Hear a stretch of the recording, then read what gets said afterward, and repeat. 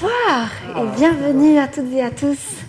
Je me sens très touchée et très honorée de voir les élans et toutes les présences et de votre enthousiasme d'être là pour ce moment qui est quand même très intime et très vulnérable parce que c'est une grande première pour mon papa et moi et c'est pas rien d'aborder ces thématiques qu'on aborde peu dans la société qui sont les thématiques de la mort, de la maladie, du deuil et du suicide. Et je nous rappelle vraiment que ce soir, on ne va pas forcément aller activer la lourdeur de toutes ces thématiques et toute la souffrance que peuvent vraiment porter ces histoires. Mais l'intention, c'est vraiment de s'ouvrir et potentiellement peut-être se laisser inspirer par un récit de vie, un témoignage d'un homme que je trouve extraordinaire, qui est mon papa. Et pour la petite anecdote, c'est très symbolique pour moi d'être là vraiment ce soir parce que je me suis rendu compte, c'était hier, que dans 3 jours, symboliquement, ça fait 3 ans que ma sœur s'est suicidée, ma sœur qui avait 30 ans. Et j'en parle parce que c'est grâce à elle qu'on est là ce soir. Et quand elle s'est suicidée, j'ai eu une information qui était: un jour, je créerai ces espaces pour libérer la parole et pour mettre de la lumière sur ce qu'on parle peu dans la société. Pour ouvrir, parce que c'est toutes des choses qu'on vit tous de loin ou de près. À ce moment-là, je me suis dit, mais n'importe quoi, je ne suis pas autrice, je ne suis pas conférencière, je ne suis pas comédienne, je n'ai aucune légitimité pour faire ça. Et puis voilà, j'ai laissé le processus se faire et 3 ans après, c'était le 21 septembre quand j'étais chez mon papa, on buvait un thé, on parlait de tout et de rien. Et on parle souvent, depuis que je suis rentrée ici en Belgique, depuis janvier 2025, de toutes nos épreuves qu'on a vécues et de toutes les ressources qui ont été activées pour traverser les tempêtes de la vie. Et là, à force d'entendre toujours parler de mon papa, de tout ce qu'il a fait, je me suis dit, mais papa, je sentais qu'il y avait une tension en moi et je me suis dit, mais pourquoi cette tension? Et en fait, je me dis, mais il faut que le monde t'entende en fait. Tu as tellement de choses à partager. Et j'ai beaucoup jugé mon papa à certains endroits parce qu'il n'a jamais fait de thérapie, ni de chemin spirituel comme moi je l'entends. Et pourtant, il incarne une sagesse qui me surprend toujours à chaque instant un peu plus. Et c'était vraiment important pour moi d'aujourd'hui de le mettre sous les projecteurs et de le mettre à l'honneur. Et moi, j'aurais de la joie à parler de moi, de mes vécus à d'autres moments. Mais là, pour moi, ce soir, c'est vraiment de le mettre au centre. Donc, merci à toi d'être là. Et avant de t'inviter là sur scène, j'ai d'abord envie de prendre un peu la température de la salle et de voir un peu comment vous vous sentez. Et j'ai envie de jouer avec des couleurs. Donc, la couleur verte, ça va être le vert, je me sens bien, je me sens en détente, je me sens en sécurité, je suis en joie d'être là. Couleur orange, c'est je me sens bien et en même temps, petite tension, petite agitation, petit stress, je suis pas au top de ma forme.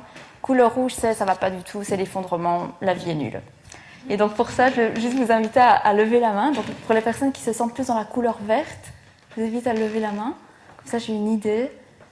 Waouh, c'est pas mal, cool, pour un mois de novembre. Couleur orange.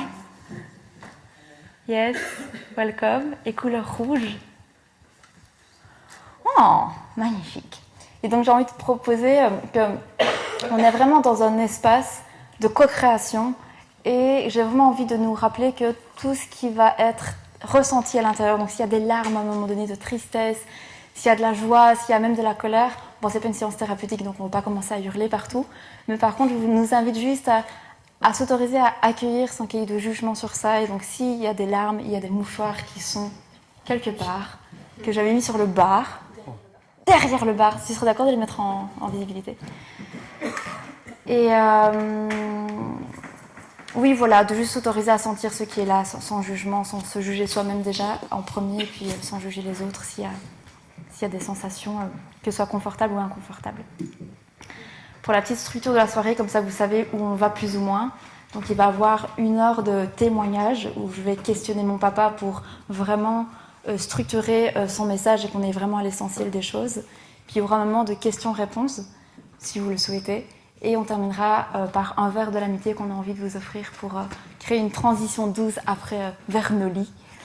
Voilà, je vais nous inviter d'abord, avant d'appeler mon papa, à juste fermer les yeux tous ensemble pour simplement prendre le temps de harmoniser nos énergies et juste prendre le temps de sentir ce qui est là présent et de se rendre compte qu'on est bien plus qu'un corps mental, bien plus que des pensées, on a aussi un corps physique, un corps émotionnel, un corps de ressenti, de sensation qui est toujours là à chaque instant et qui nous guide. Et pour ça, de pleinement sentir tes fesses contre la chaise, tes pieds contre la terre.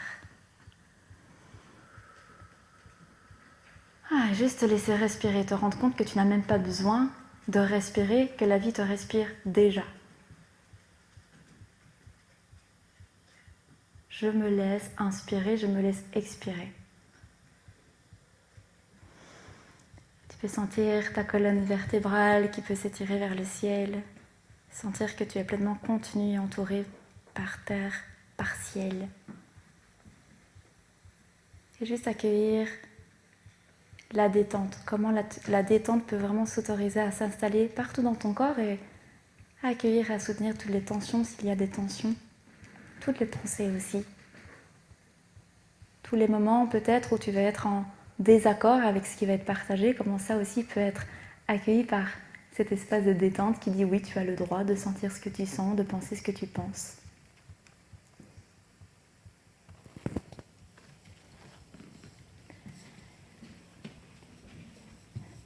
Et juste, tu peux vraiment pleinement sentir que tu as pleinement ta place dans cet espace, dans ce collectif. Tu l'as toujours eu d'ailleurs, rappelle-le-toi. Et puis tout en gardant les yeux fermés, de te laisser recevoir ces prochaines paroles. C'est un chant qui est très symbolique, que ma sœur nous a laissé quelques jours avant de partir. C'est une manière pour moi, symboliquement, de me relier à elle et à travers elle de nous relier à tous ces humains, à toutes ces personnes qui font le choix d'une manière ou d'une autre de quitter cette terre. Juste se relier.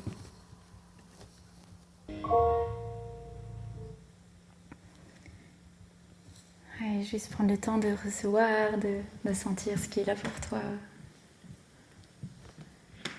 Et puis de frotter les mains l'une contre l'autre pour faire circuler encore un peu l'énergie.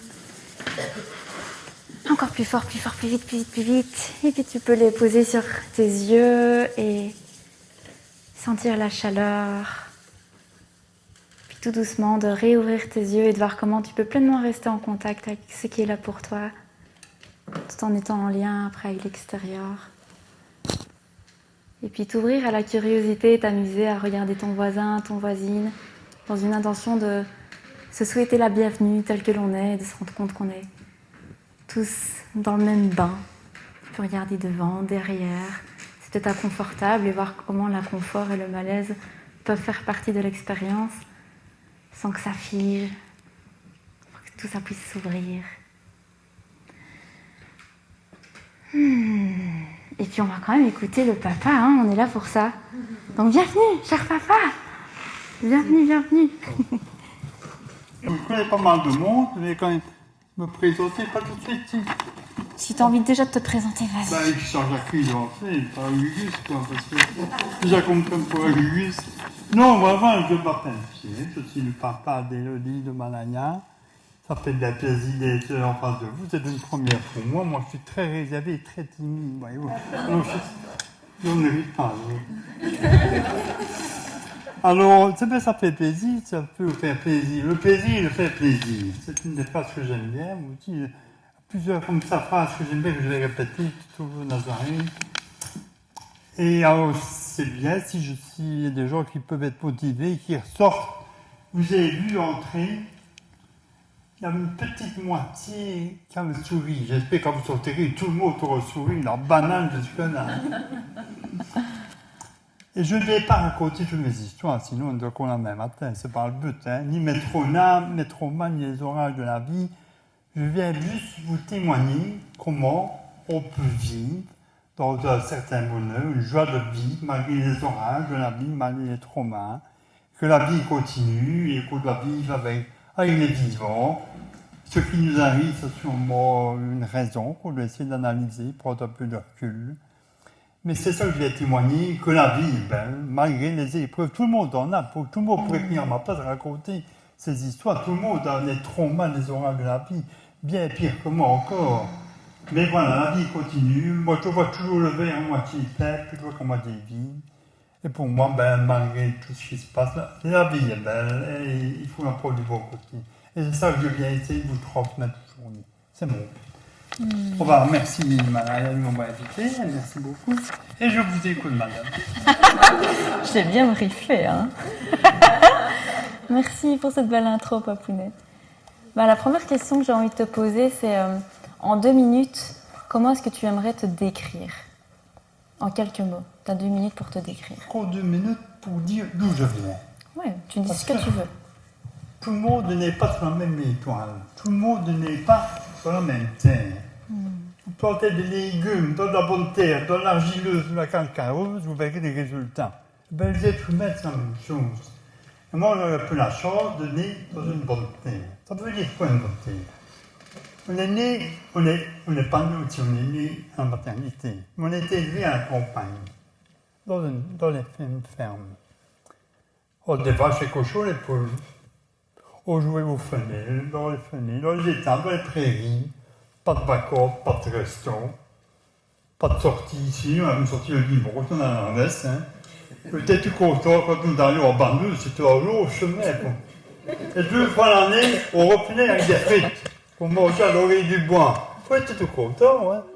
Tout heureux. Quand je raconte ça des gens, on me dit, et puis t'as vécu la préhistoire? Non. Mais il a 60 ans, parce que j'ai 63 ans. Mais pour moi, je vais parler pour moi, j'ai vécu une belle enfance. Avec des parents aimants, une famille unie. Je suis unis, je vous même, ouais, mais ceux sont là. Donc, pour me soutenir, c'est pas beau ça, hein? Dans les bons mauvais moments, on est unis, tout le temps unis. Les parents aimants, mais surtout les parents présents. Ça, c'est important. Aujourd'hui, les gens, ils travaillent, les parents, mais ils prennent la voiture, aller à gauche, à droite.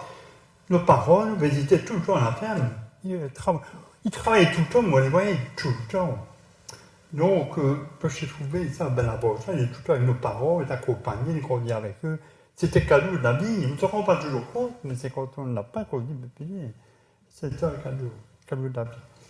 Donc, bon voilà, il est à l'école, belle enfance pour moi. 14 ans, j'ai dit, je veux plus à l'école, terminé. Moi, l'école, c'est fini, j'en ai marre, je veux plus étudier. Et mon père, mais qu'est-ce que tu vas faire? Je ne sais pas. J'ai vraiment pas ce que je vais faire de ma vie. Elle te lègue, ben non, dis ce que lui, moi j'ai pas, je ne retiens rien d'autre. On oublie, bricolage, un clou, 3 fois contre une fois dessus l'eau. Tu oublies, mais qu'est-ce que je vais faire? C'est une personne qui m'a dit, gamin, qu'est-ce que tu vas faire, gamin? Je sais pas. Pourquoi tu ne fais pas le boucher? Voilà, c'est une bonne idée. C'est comme si la pièce tombait dans le cochon. Ding! Je vais faire le boucher. Je suis rentré chez moi. Et mes parents, je vais faire le boucher. T'as jamais parlé de ça? Ben non, ben alors peut-être gâteau, mais tu vois, des fois sur un jour, ça peut changer. Et mon père me dit, tu sais, une boucherie, il faut nettoyer, c'est même pas tant attention. Il faut découper la viande. S'il faut découper ta viande dans ton assiette, ben je vais apprendre. C'est pour ça que je vais apprendre. Je ne vous ai pas dit non plus, dans notre famille, c'est quelque chose d'exceptionnel. Parce qu'on est tous des passionnés, on a tous une passion. Et mes parents, ils ont vécu leur passion jusqu'à 70 ans. Nous, on a 60 ans, on a toujours une passion, notre passion. Et c'est quand même étonnant que dans la même famille, on a tous la même passion.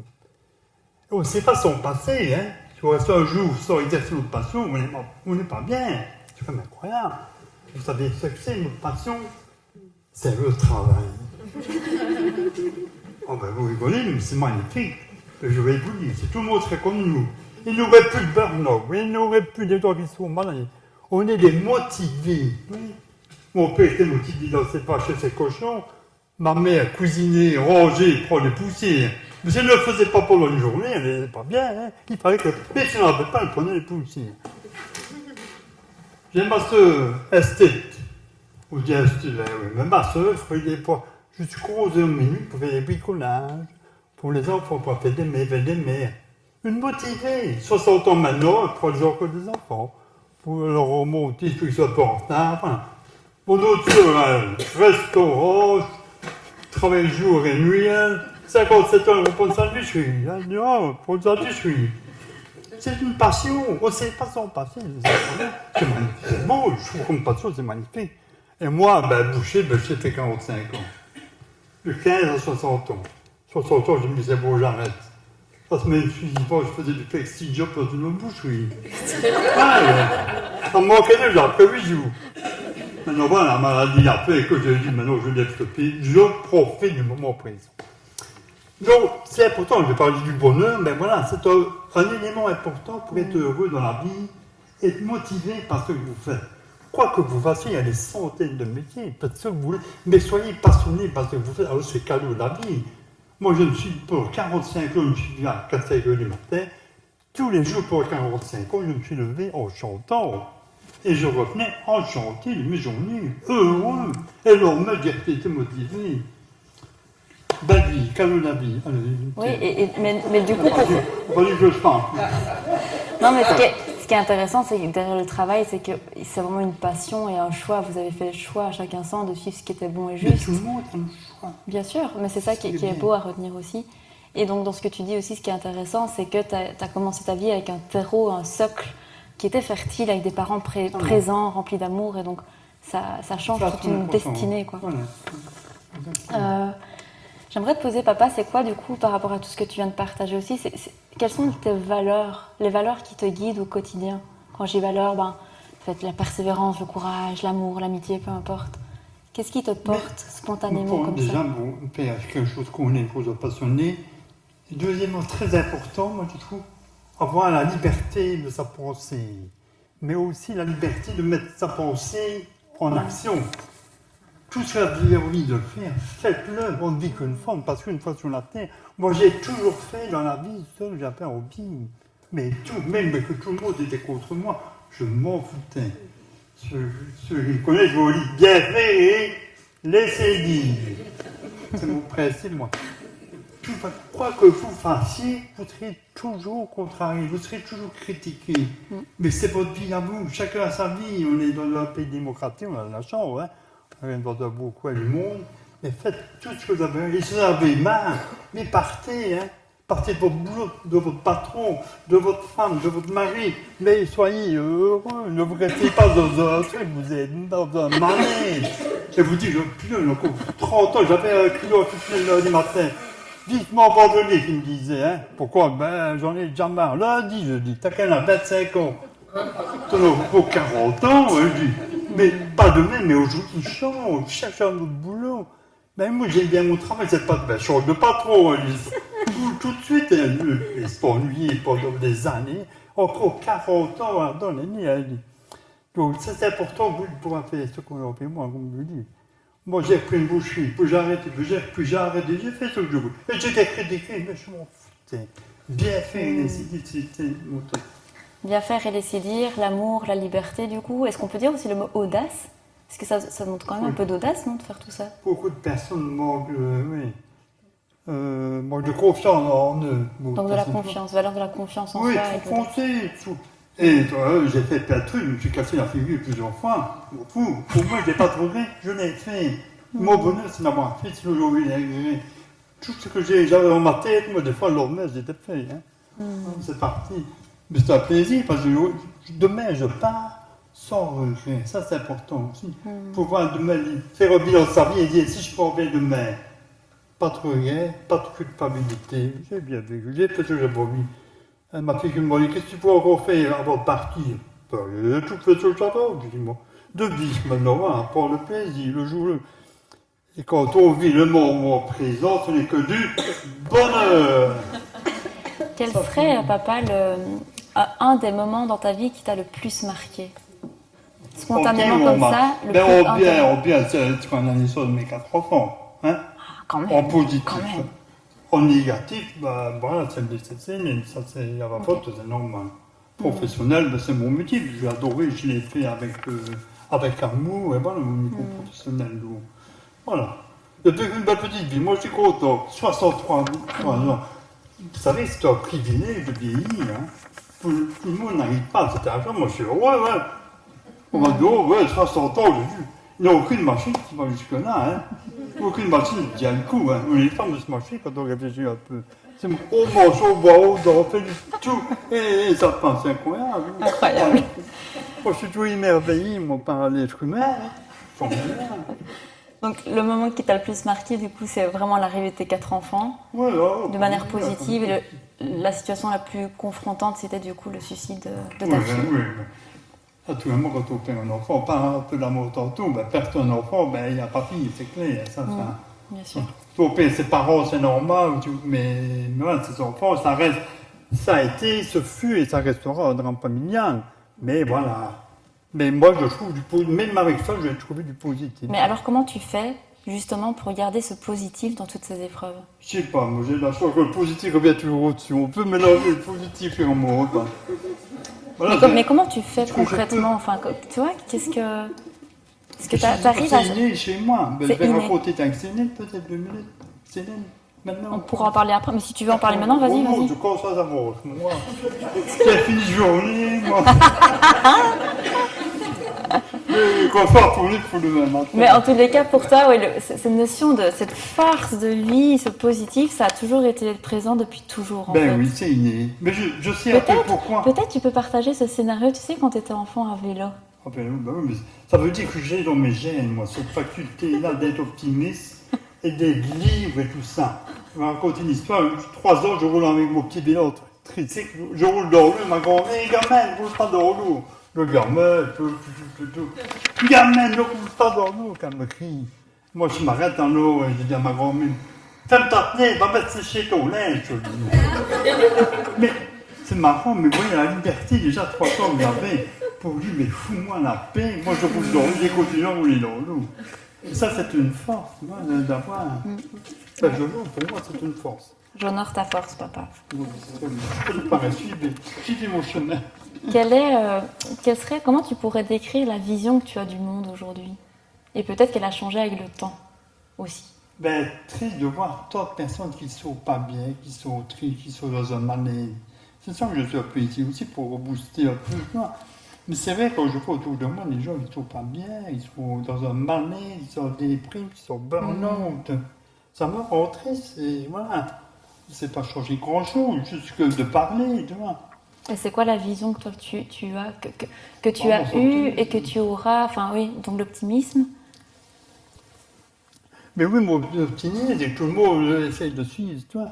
Tu vois, pour une personne qui a joué d'ici, Pierre, je vais au travail, mais j'en ai marre, je peux venir prendre un café, alors pour tête ouverte, lui parler 1 heure avec moi, je vais remotiver, elle est repartie tout heureux, puis ton petit café n'a pas fait 1 heure. Ben, c'est cadeau de la vie, tu vois. Et la vie était tout. Je peux revenir quand tu veux. Donc toi, on peut dire que du coup, ta vision du monde et ton idéal, est-ce que ce serait d'emmener les gens du coup dans ta réalité, de ton optimisme? Oui, mais il faut quand même pas mal de qualité. Comment? Il faut quand même pas mal de qualité. Il faut pas mal de qualité. Ben ouais, je veux dire. Il faut être sage, il faut beaucoup de sagesse. Ouais. Il faut être pour ça que t'es là. Il faut être indulgent, assez tolérant, hein. Oui, ce que j'essaye de faire, mais c'est difficile. Hein. C'est compliqué. Quelqu'un dit de ne pas juger. Oh là là, ne pas juger les gens, ne pas critiquer. Quel droit a tout de juger? On est tous jugés assez jugeants avec tout le monde. Hein. Je me dis, j'ai fait les efforts. Hein. Ça m'améliore. Ben oui, c'est vrai, j'essaie de ne pas trop juger les gens. De quel droit peut-on juger? Chacun fait sa vie à sa manière, du moment qu'on respecte les autres. C'est pas. Ah ouais. L'affaire, hein. Quelle affaire. Bon, papa, Oui. on va aller un peu plus loin dans les sujets. Oui. Et j'ai envie d'aborder cette thématique du deuil, de la perte, et de nous rappeler quand même qu'on a vécu beaucoup de choses les dernières années. Donc pour un peu que vous soyez au courant du tableau, non pas pour nous victimiser, mais comme ça vous savez où on va. C'est pas le but. C'est qu'on a quand même... Moi j'ai commencé ma vie il y a 31 ans, où on était des triplés dans le ventre de ma maman. Et il y a une petite âme qui est partie après 3 ou 4 mois de grossesse, donc qui a déjà eu une connexion à la mort très forte. Puis ensuite, en 2020, Céline, ta fille, ma sœur, a fait une première tentative de suicide.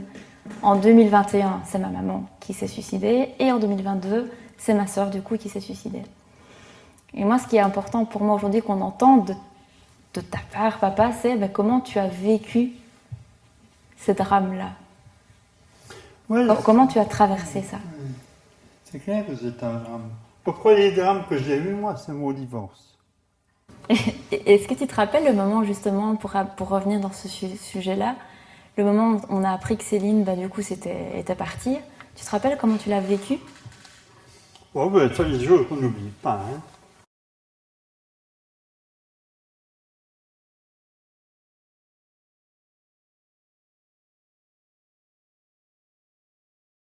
Et ma première réaction que j'ai eue, que j'ai toujours aujourd'hui, je suis bien heureux. Policier, je vois que les policiers comme me regardent, ils me disent, mais le gars il est con. Quoi. Oui, ta fille vient de se dire, oh, je suis heureux. Mais j'ai expliqué, je suis heureux pour elle, pas pour moi, j'ai perdu ma fille, mais pour elle, je leur ai pu expliquer voilà, la lettre d'adieu. Et là, ils ont compris, ils ont dit, ben, on comprend, monsieur. Et je suis toujours dans cet état d'esprit-là, je n'ai plus ma fille, c'est clair, c'est un drame, mais qu'est-ce que je suis heureux pour elle, c'était son chemin. J'ai toujours dit à mes enfants, faites le chemin que vous voulez, mais soyez heureux. Peut-être heureux avec ce chemin qu'elle a pris. Donc, je la respecte, je n'ai jamais jugé de ce qu'elle a fait. Je n'ai pas de regret, pas de culpabilité. Et voilà, malgré ce suicide-là qui est un drame, je reste dans positivité et optimisme et la vie continue avec les trois autres. Avec des bosses et des fausses, mais on arrive toujours. Et comment? Rien n'est pas tout seul la vie. Donne-moi. Là, Pourquoi? Pour voir s'il y a beaucoup d'optimisme et de pessimisme. Pour pas faire. On marque.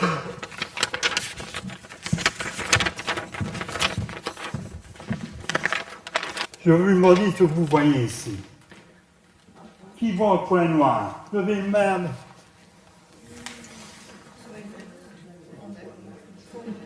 Oh là là là là.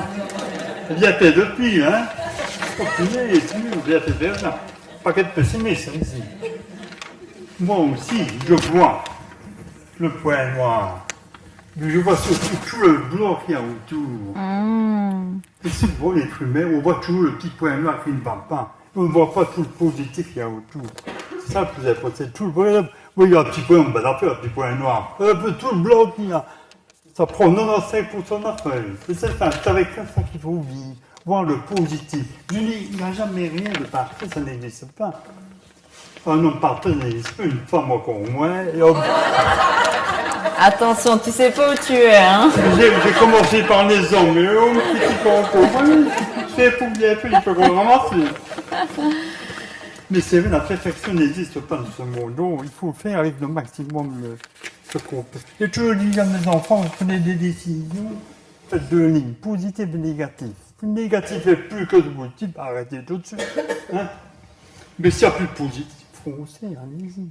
Qu'est-ce que, pour revenir un peu là-dedans, une dernière question par rapport à la mort, c'est est-ce que ça a changé quelque chose pour toi, le lien à la mort aussi proche comme ça? Est-ce que ça a changé quelque chose dans ta manière de voir les choses, dans ta manière de fonctionner? Toutes mes morts sont différentes. J'aurais perdu ma fille d'une maladie, d'un accident, c'est encore autre chose. Hein, on perd ses parents, c'est autre chose. Toi, on a perdu nos parents, c'est encore horrible, mais c'était un bonheur. Hein. Pas de les perdre, mais d'avoir pu les accompagner et d'être près d'eux pendant les dernières heures. C'était un cadeau de la vie qu'ils nous ont fait. Et on a très bien vécu notre deuil, aussi bien monsieur que moi, on a très bien vécu, parce qu'on a pu les accompagner. Et on a très bien vécu, et c'était... Donc tous les mots sont vraiment différents. Tu vois, ils auraient souffert pendant des semaines et des mois.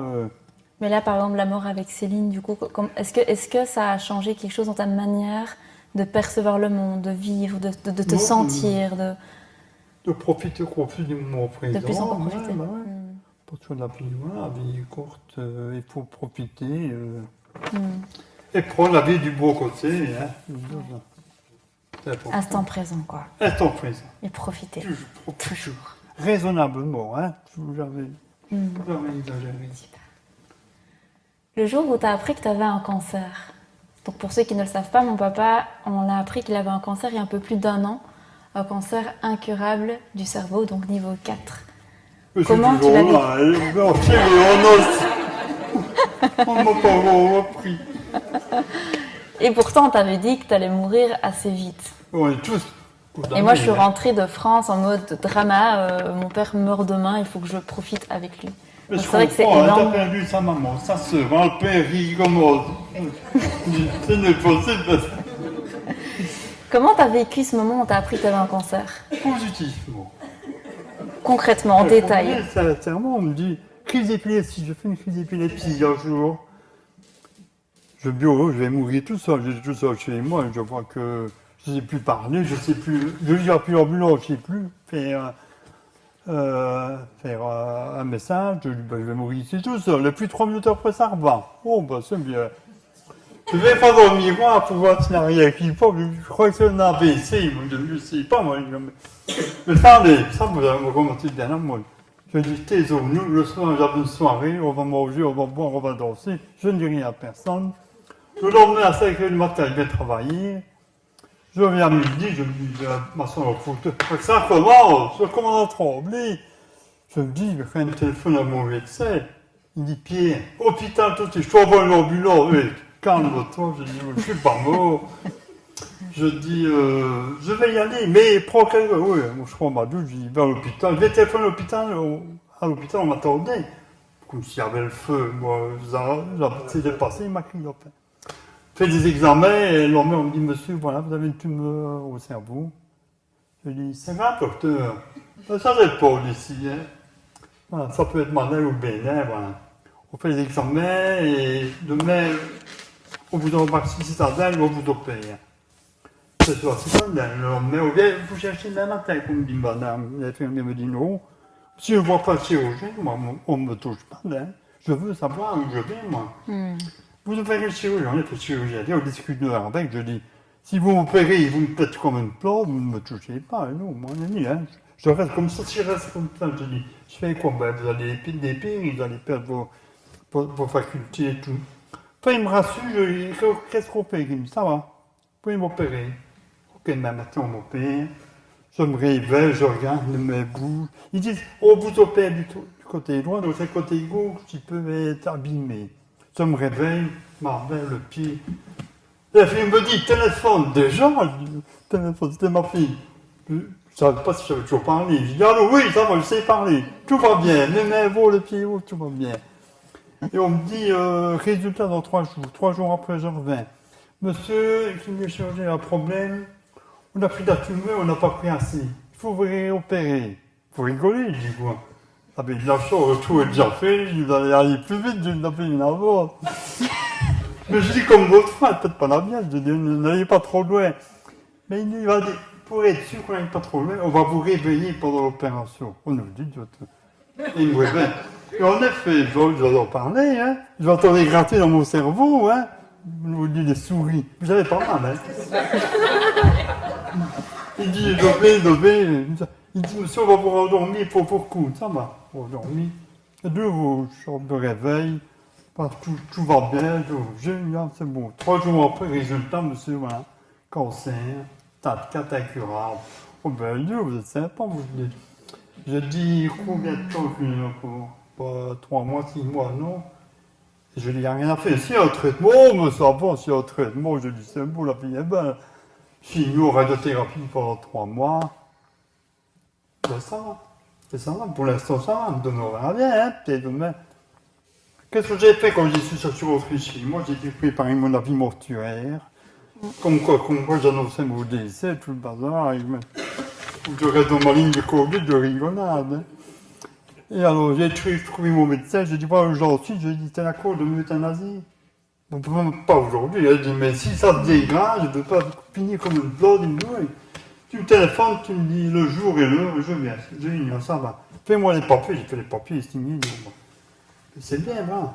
Et j'ai mis les papiers un peu à la côte, j'ai mis mes enfants, de leur donner mes papiers, voilà. Si je devais mourir, moi j'étais prêt pour mourir. Sans regret, sans culpabilité. La vie est belle. Heureux d'avoir vécu jusqu'à mes 60 ans. Et voilà, il faut quand même plus condamner. Et nous, il s'est appelé, c'est appelé notre famille de parler de l'amour, de l'euthanasie. Les enfants savaient bien, ils sont ok. Il dit, c'est pas eux qui vont dire, non, tu ne peux pas mourir. Hein. C'est pas être. Non, mais si je me sors bien, moi, je peux revivre 20 ans, pas de souci. Hein, plaisir de vie, plaisir de la vie. Mais c'est pour m'être dégradé et me voir dépérir, plus avoir ma vie limogée une vie, c'est beau, hein, c'est beau. Ce qui t'aide du coup à continuer à vivre comme ça aujourd'hui avec quand même ce cancer, est-ce qu'on peut dire que c'est le plaisir et la joie de vivre du coup? Ben oui, j'ai toujours joué aujourd'hui, mais encore plus maintenant, parce que je sais que c'est tout le temps plus court, j'aime bien profiter au maximum. Pour resto, spectacle, vacances, voilà.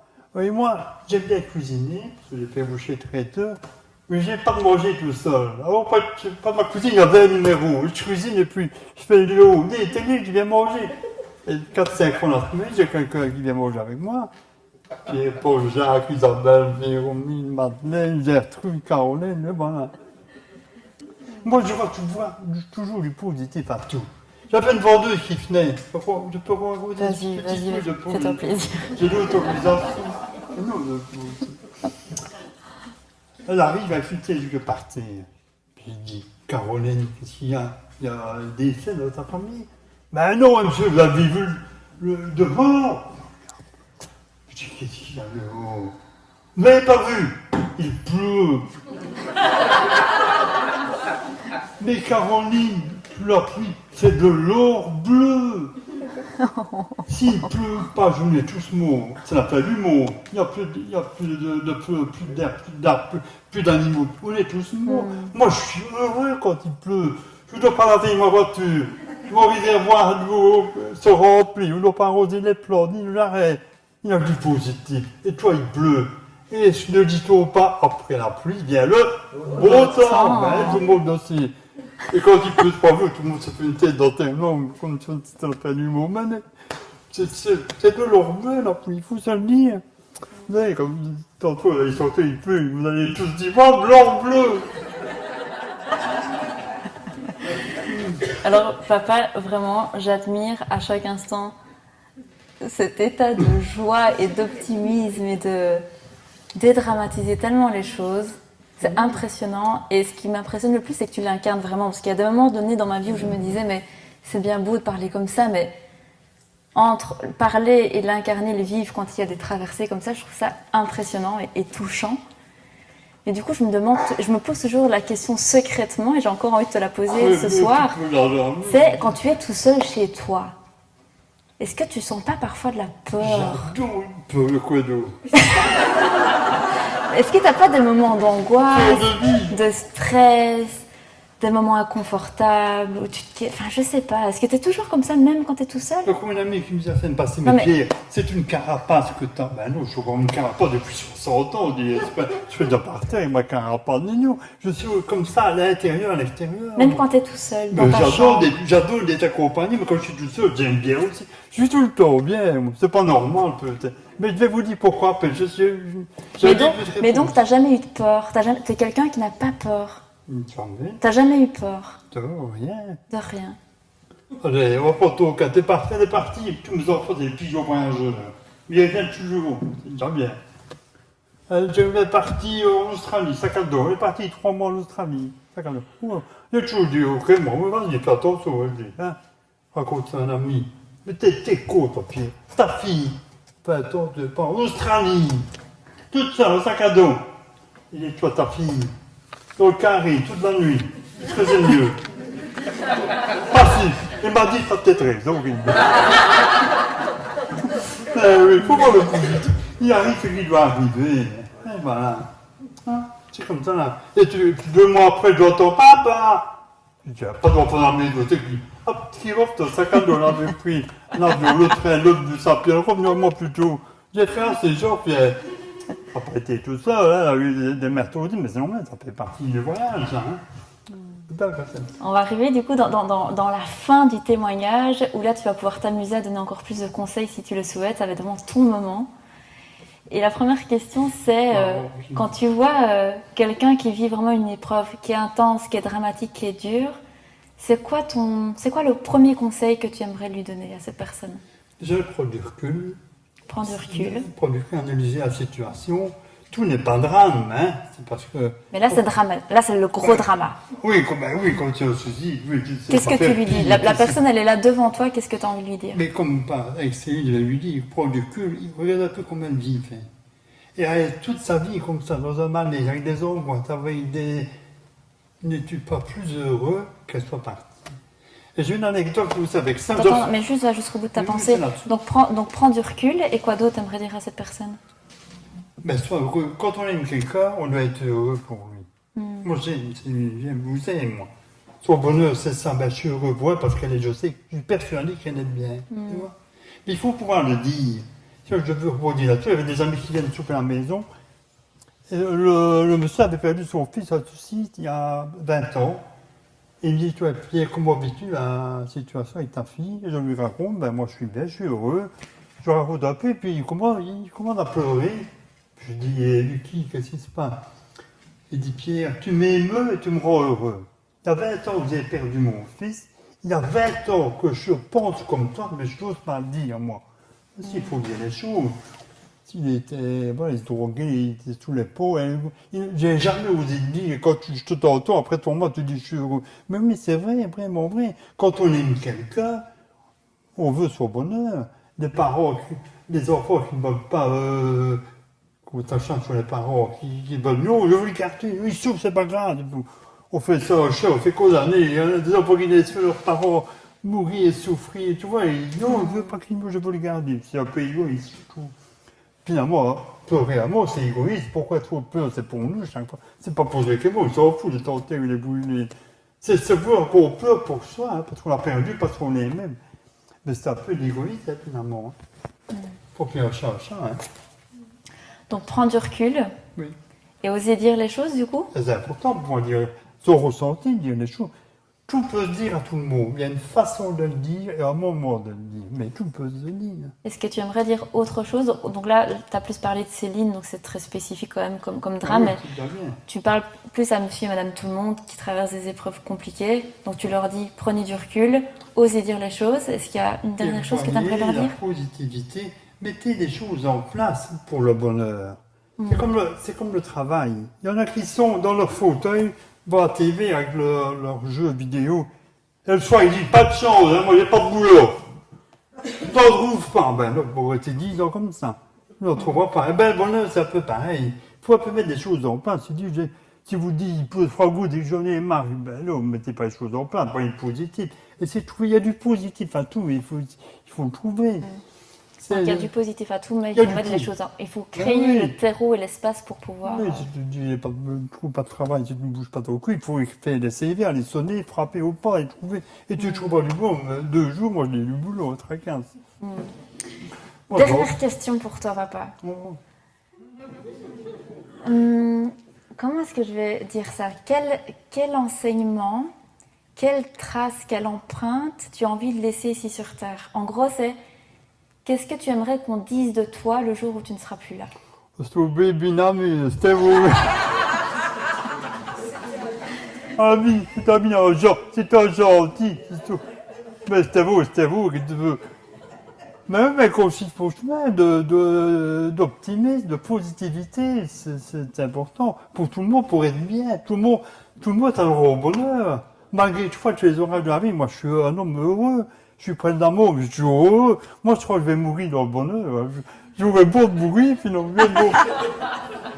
Mais j'aimerais bien savoir comme moi. Ça me dérangerait pas de pouvoir dire au revoir à tout le monde. Mes enfants, ma famille, mes amis. On prend le dernier hiver, et puis tiens, on va les 9 ans. Oui, ça me pose pas de problème. J'ai pas peur de l'amour, je dis rien, tu vois. J'ai peur de rien, comme tu dis, mais pas d'amour.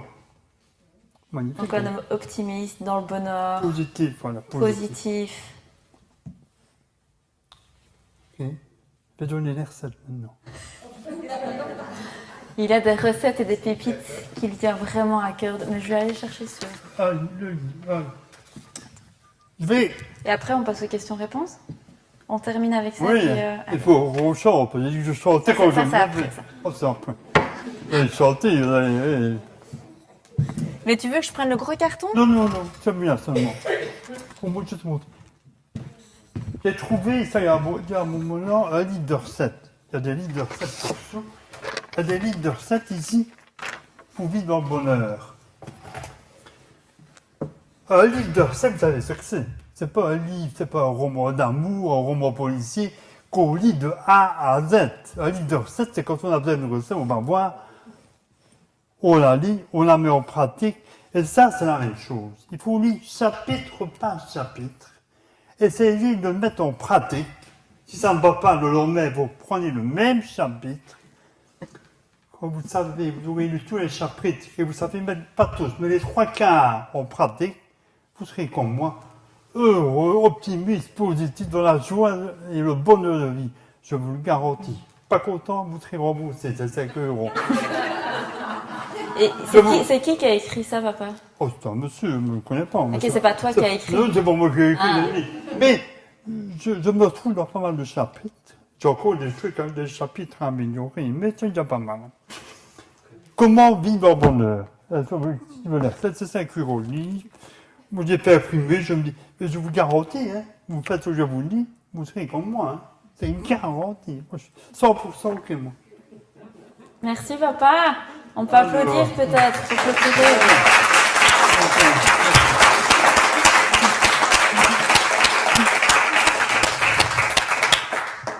Pourquoi suis-je ainsi? Je me suis toujours posé la question, mais je me dis, pourquoi je suis tout le temps de bonne humeur? Moi, je ne me fâche jamais, je ne m'énerve pas, je ne sais pas comment on fait pour râler. Je n'ai pas retrouvé le truc pour... Je ne râle pas, je ne sais pas le râler. Je dis, c'est pas normal, il y a tant de personnes autour de moi qui ne sont pas bien. Mais je n'ose pas poser la question. Et j'ai trouvé un début de réponse. Vous avez parlé tantôt qu'on n'est pas tous nés dans la même terre. Hein? On n'est pas non plus conçus tous de la même façon. Vous savez, quand et où vous avez été conçus? Compliqué, hein? Et les parents sont plus là, un truc. Eh bien, moi, je sais. Je vais vous raconter. 2 minutes, hein. 2 minutes, 2 bon. minutes. Mes parents se sont rencontrés, ils étaient des enfants d'agriculteurs. Tous les deux. Une famille de 4 ans. Et ils courtisent 3 ans, puis ils se marient. Où vont-ils autour de noces? Né à Banneux, ils vont quand même à Lourdes. Grand voyage. Ma mère, elle n'avait jamais délogé de sa vie, il n'était jamais parti de sa vie. Il n'avait jamais dormi avec un homme. Ils sont à Lourdes en train. Premier soir, ils se découvrent. Bisous, bisous, bisous, bisous, plus. Et le gamin, conçu, ici le gamin. Premier jour, juste pile 9 mois après leur mariage, je naissais. Même pas 8 jours avant. Que la belle-mère de mon père a dit, on disait ça avant, vous allez savoir. Il me semble qu'on a été dans l'armoire avant le 4 heures. Maintenant, tout le monde va dans l'armoire. On va même dans plusieurs armoires avant le 4 heures. Maintenant, c'est bien ainsi aussi. Vous voyez, dans les circonstances que j'ai été conçu, une euphorie totale, une positivité totale. Mais je pense souvent, une dame qui a conçu un sommeil, qui a été violentée, abusée, violée, on ne parle pas de mes départ. Hein. Moi, l'embryo était déjà plein de positivité, moi, quand j'ai commencé. Alors, cerise sur le gâteau. Attention. Mon père s'appelait Joseph. Ma mère, Marie, conçue en eau, je suis de Jésus. Et c'est pas une blague, hein. Joseph Marie, conçue en eau. C'est fou quand même. C'est incroyable. Ça a à voir. Hein. Oui, c'est une part de ma réponse. Que je suis bien. C'est sûr que je suis bien depuis le début. Hein. C'est tellement beau. Ouais. Un dernier mot pour clôturer? On va chanter. Après. Après quoi? Ben, clôture. Non, tout va bien. Merci.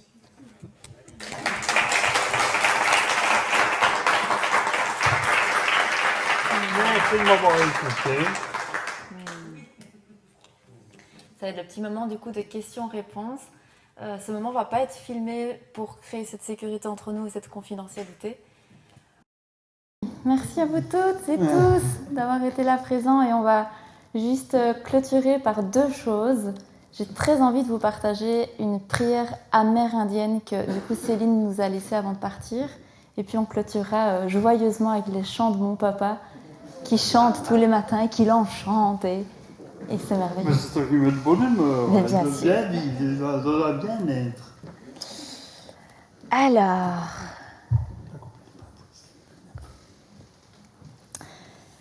donc, quand je ne serai plus là, lâchez-moi, laissez-moi partir, car j'ai tellement de choses à faire et à voir.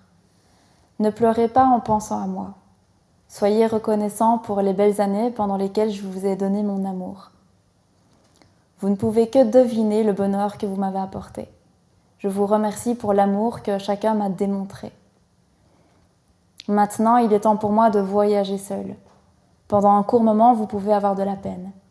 La confiance vous apportera réconfort et consolation. Nous ne serons séparés que pour quelque temps. Laissez les souvenirs apaiser votre douleur. Je ne suis pas loin et la vie continue. Si vous en avez besoin, appelez-moi et je viendrai. Même si vous ne pouvez me voir ou me toucher, je serai là. Et si vous écoutez votre cœur, vous sentirez clairement la douceur de l'amour que j'apporterai. Quand il sera temps pour vous de partir, je serai là pour vous accueillir. Absent de mon corps, présent avec Dieu, n'allez pas sur ma tombe pour pleurer. Je ne suis pas là, je ne dors pas. Je suis les 1000 vents qui soufflent, je suis le scintillement des cristaux de neige, je suis la lumière qui traverse les champs de blé, je suis la douce pluie d'automne, je suis l'éveil des oiseaux dans le calme du matin, je suis l'étoile qui brille dans la nuit. N'allez pas sur ma tombe pour pleurer, je ne suis pas là, je ne suis pas mort. Merci à vous.